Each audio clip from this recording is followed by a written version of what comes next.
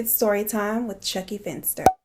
Today's video is about a man who's committed over 70 murders. Sounds like the typical monster of a murderer that we've been hearing about in the news for years, except his choice of victims sets him apart from the rest of the crowd. He didn't target the average person. He didn't make easy targets out of women, children, and sex workers. Instead, he went after other criminals and those who were bold enough to double cross him. He is the Robin Hood of murder, a real life Dexter, the good guy who does bad things. His name is Pedro Rodriguez Filho, and this is his story. Before we get into the story, I just want to say I love this color. I've been wanting to do this color for so long, and I'm just like, you know what? We're gonna do it because I'm grown and I do what I want to do. I've been wanting to do this color for so long, and I just love it so much. So I'm gonna just let y'all know now that y'all about to see a bunch of colors on this here channel. I've always wanted to try this color, and I've always wanted to try pink and like a fire red, and so child, we about to go on a little ride. But anyway, without further ado, let me just get you right into the video. Pedro Filho was born on a farm in Brazil on July 17th, 1954, which is my nephew's birthday. Shout out to Aiden. Pedro was a cancer. Yes, I'm sure he was a cancer. I'm sure this time, I promise. Now, little baby Pedro was born with a bruised skull, which was a result of his father kicking his mother in the stomach when she was pregnant with him during a fight. Allegedly, his father had a pretty bad temper, and unfortunately for little Pedro, he would also become a victim to his father's short temper. The family, they didn't have a whole lot of money, but dad did have a job. He worked as a security guard at the local high school in the kitchen.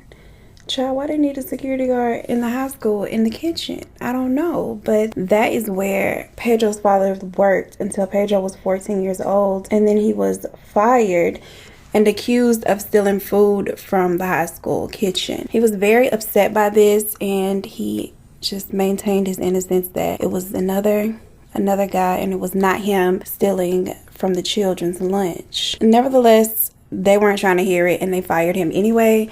They would not give him his job back, and this was definitely gonna put a strain on the family because, child, they needed the money. Now, little Pedro was pissed and decided that he, in vengeance, would get justice for his father. He tracks down the man responsible for firing his father and shoots him with a shotgun right in front of City Hall. Like, he literally didn't give a fuck. And not only did he go after the man who was responsible for firing his father, he then went after the security guard who was the actual thief. After the slayings, he fled to a city I can't pronounce in Brazil. Child, I'm not even gonna try, because what y'all not gonna do is wear me out in the comments. Not on this good Sunday. Nope. Now, once he gets to this little town, he links up with some drug dealers, and he participates in a couple robberies and commits another killing, and then he decides he's gonna turn his life around. He's gonna be, you know, a good guy. He meets a lady by the name of Maria Olympia, and he falls in love. That was bae. He asks her to marry him. She says yes. The two then become pregnant with their first child, and they're just living happily in, you know, in love. We having a baby bliss. The two move in together, they're happy, and all is well until she is brutally murdered by a pack of gang members. And so Pedro, who had been trying to live his life low-key and live right, this of course enraged him, and y'all know he is all for the get back. He tracks down several of the gang members who participated in Maria's death, torturing and killing them in his mission to track down the actual gang member who called the hit on Maria, because that's what he really wanted. Like, yeah, he wanted to go after and get his revenge on the people who actually put their hands on Maria. But more than that, he wanted to go after and find the person who made the decision to take Maria's life as well as the life of their unborn child. Because remember, Maria was very much pregnant. He finds out from one of the guys that he had kidnapped and tortured that the gang leader was actually having a wedding pretty soon. And so Pedro decided, okay, I'm gonna wait on this wedding, and child, it's gonna go down. He waits for the date of the wedding, and along with a couple of his friends, they crashed the wedding, turned it into an entire massacre, killing 7 people, injuring 16. And then homeboy skips town again because, of course, you know, you can't do those kind of things and not expect any kind of retaliation after the fact, which he was retaliating for what they initially did to him, but whatever. Now, Pedro is laying low for a couple of months. Everything is all right, until he learns that his favorite cousin has become pregnant and her boyfriend does not want to marry her. And we know by now that little Pedro is a hothead, okay? He is a hothead and he is not with the shits whatsoever. She calls her cousin Pedro all upset, and Pedro shoots the guy in revenge. Girl, now your baby don't even have a father. Like,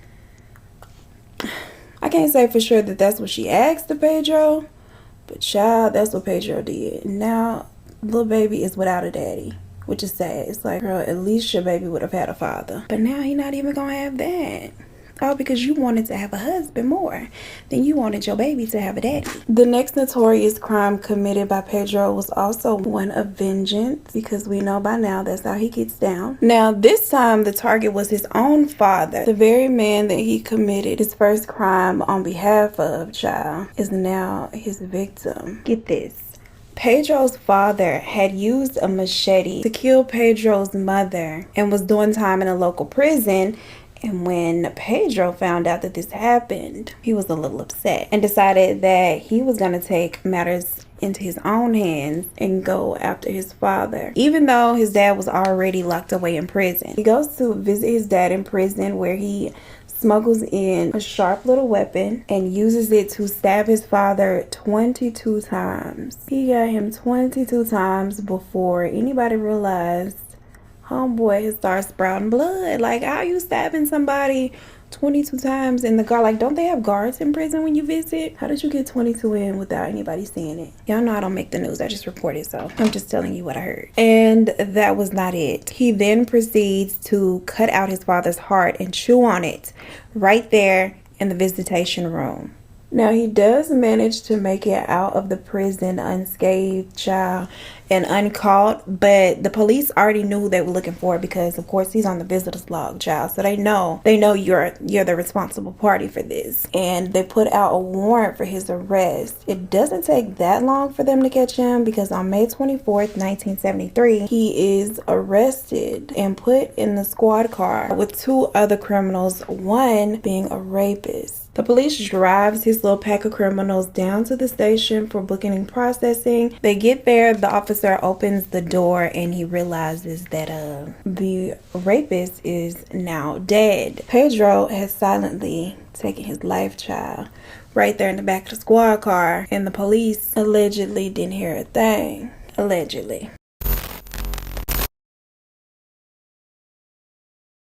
Pedro is thrown into prison surrounded by a bunch of other convicts and criminals, and that appeared to be his thing, his cup of tea. During his incarceration, he continued to kill people in prison, claiming the lives of over 47 other inmates. Now, according to him, killing another inmate was both thrilling and satisfying. He had a special disdain for criminals who targeted innocent people, especially like women, children, the poor. This caused most of the prison population to hate him. Like, they could not stand Pedro's ass. They wanted to be dirty, nasty, trifling ass criminals in peace. They would often get together and plan attacks on Pedro. In one incident, he was ambushed by 5 other prisoners and they whooped his ass. But y'all know how Pedro gets down, so you know he definitely got his revenge, killing 3 of them and severely injuring the other 2. Pedro said, baby, I'm not the one or the 2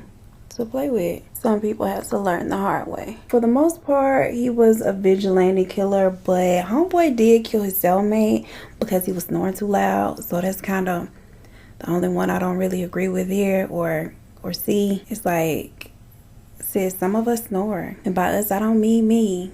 Could be telling my business. But I mean, he was a prisoner too, and we don't know what he was in prison for, so I'm not going to be too quick to sympathize with him. Now, during this time in Brazil, the max prison sentence is 30 years. It was like, no matter what you did, They only could send you to jail for a maximum of 30 years. I don't know if that's changed now, but because of this, Pedro was scheduled to be released in 2003. However, when the time came, his release was denied due to his shenanigans in prison. It ain't like he got in there, sat there, and ate his food. He was in there still killing folks. So they was like, you know what, Miss Girl, not today. As punishment for all of his shenanigans, they added an additional 4 years to his sentence and rescheduled him to be released in 2007. And in 2007, on April 24th, he is then released. He moved to a rural area. Here I go with this word. I haven't had to say it in so long. Rural. I said I was just gonna say it like R-U-L-E to save myself the embarrassment. Rural area, and took up work as a caretaker. Kind of ironic, but kind of not,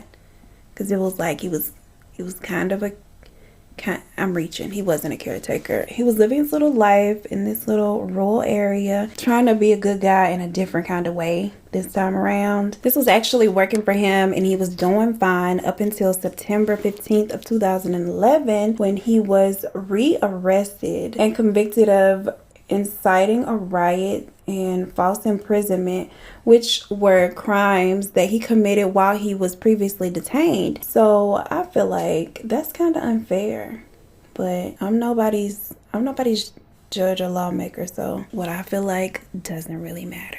Now, I feel like it's not fair, but Pedro himself, he really didn't mind. He said he didn't mind being in prison, and that his only motivation to being released was the fact that he had met a girlfriend online, child, love after lockup style, who had been writing him, and he was very, very interested in. They would write each other constantly, and he was just really eager to meet her. He had kind of fallen for her, and she had fallen for him, and they wanted to get together and meet and just see where things go. And so he said that that was the only thing that he looked forward to outside of prison. So he didn't care about them hauling his ass back to jail. He served 8 more years in prison for these crimes and was yet again released with a brand new idea. Y'all are not gonna believe what he does after being released from prison this time around. After serving 42 years total and killing a bunch of folks, he decided that he wanted to be a YouTuber. Pedro gets out of prison and he starts a crime commentary YouTube channel, kind of like this one, but without the makeup. He also begins to work on a documentary about his life, which I feel like is a good idea because it's very interesting, you know?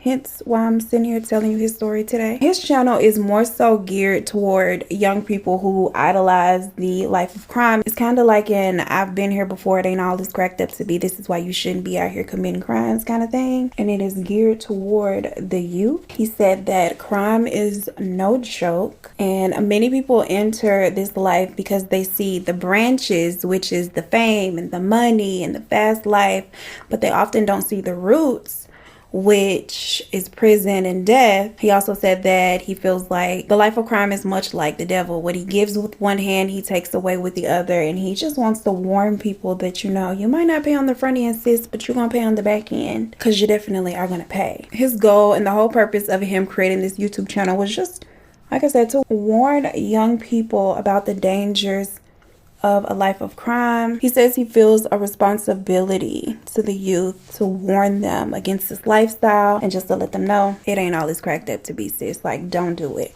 Please don't do it. Because if one of y'all go in, then we all going through it. Hey, and Drizzy got the money, so Drizzy gonna pay it. Okay, let me not. Sorry, I had to. Pedro also said that he gets recognized a lot in public and he feels really embarrassed because he's not necessarily proud of what he's done, but he kind of is. But he kind of ain't. I mean, he realizes that, hell, it is what it is at this point. He says that when people come up to him in public, he tries to run away, child. He tries to hide. And they like, hey, ain't you that guy? And he like, nope, that ain't me. They're like, yes, you is. Can I get a picture? And he like, Baby, if you see a killer in public and you run up on him and be like, this you're bold. Actually, I ran into a killer in public, for real, in Walmart, in the self-checkout. Y'all, I was scared, honestly. Damn. I had to tell her story next. She gonna be the next true crime video, but she free, so I'm kind of nervous. And she live in my area, so she probably shouldn't be. I don't know. I think I might do her story next. But child, if I go missing afterwards, just know homegirl is the one, okay? But anyway, I ran into a killer in public and I was scared when I saw her. I literally was standing back there like a child who had just seen a ghost. Mama was spooked. I was like, oh my god, oh my god. I was looking around at other people, like in my head I'm like, y'all don't see this killer. Like, oh my god, y'all don't see, like, am I the only person that sees her? I'm like, oh my god, like, it's a killer in line. Y'all don't see her up there buying apple juice. Like, oh my god. I was looking around at the other people, like trying to see if they were looking at her, and literally nobody was looking at her but me, because I'm weird and awkward. But anyway, like I was saying, they're bold to be walking up to a killer in person, child, and asking for a photo, because I wouldn't, and I didn't. He's like, some people think they know him and they're like, hey, don't I know you from somewhere? He's like, nope, must have me mistaken. And then he was like, some people, when he denies them photos, they're bold as hell. They'll take them anyway. They'll sneak and take them. Child, y'all really out here bold as hell, risking y'all life, because it is a no way. People who have constant contact with Pedro are adamant that he is far from being a monster or just this crazed killer and maniac that some people have portrayed him out to be, or would think that somebody who has killed this many people is. Now, Pedro says that he does not regret the murders, only entering the life of crime where he did like the burglary and stuff like that. Like, that's the only thing that he regrets, because everybody else deserved it, allegedly. And I kind of agree to an extent.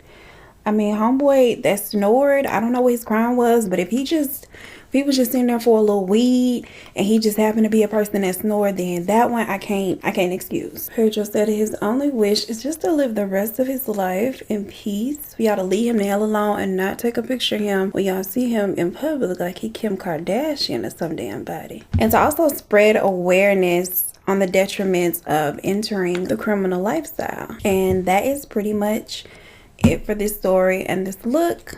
Hope you enjoyed both, one of the two. Y'all, when I found out that he had a crime commentary channel on YouTube, I immediately went and found it, and my stupid ass didn't think of the fact that he probably didn't speak English, which I don't think he does. It's in Spanish. So if you understand Spanish, or if you speak Spanish, child, or if you're just curious and you want to see what it looks like, I will link it down below for you. Go check him out. See what he's doing over there. If you enjoyed this video, please don't forget to give it a thumbs up before you go. It helps me out so much. Leave a comment down below. Thank you all again for your well wishes and all the love and positivity and just all your kind words that were left on my last video about the accident, and on Instagram and on Twitter. Like, y'all I just love y'all so much.